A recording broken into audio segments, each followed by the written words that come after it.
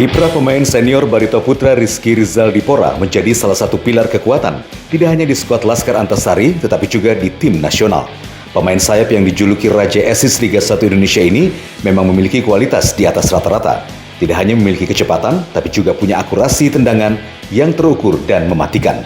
Garang di dalam lapangan saat bertanding, ayah satu anak ini ternyata juga tidak kalah maconya saat di jalanan. Setidaknya ini dibuktikan dari tunggangan sepeda motor harian Kawasaki Dirt Track lansiran tahun 2014 yang disulapnya menjadi kendaraan supermoto pelahap aspal jalanan.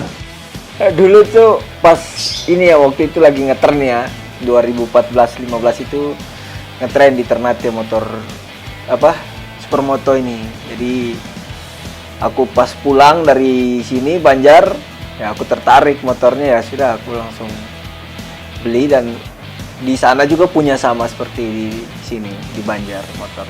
Rizky Pora paham betul dunia modifikasi motor.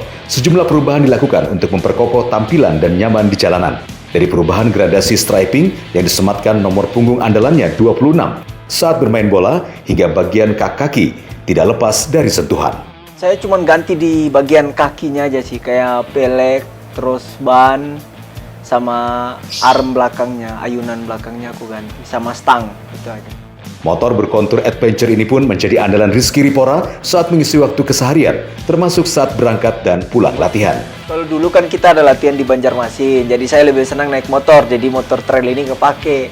Tapi sekarang kan latihan di Banjarbaru, ya aku nggak bisa naik motor karena memang jarak tempuhnya jauh kan, jadi aku harus pakai mobil. Jadi motor tetap di sini, tapi kalau ada hari-hari libur aku mau santai, aku jalan pakai motor. Pengidola pembalap dunia Valentino Rossi ini mengakui jika dirinya sempat ikut bergabung dengan komunitas motor di Banjarmasin untuk ikut touring keluar kota. Paling jauh ke Jembatan Barito. Iya, paling jauh itu. Biasanya di kota, paling di kota aja sih. Kemarin sempat ikut, cuman risikonya diajak touring ini kemana-mana kan, terus aku mikir aku juga lagi kompetisi, terus ya risiko juga kan, jadi aku cuma pakai motor ini cuma buat latihan santai di kota sini, nggak sampai ikut touring. Namun sejak Barito Putra pindah home base latihan di Stadion Demang Leman, praktis motor modifikasinya sudah mulai jarang beredar di jalanan.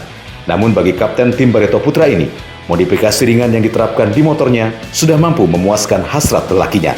Garang di lapangan dan tetap maco di jalanan.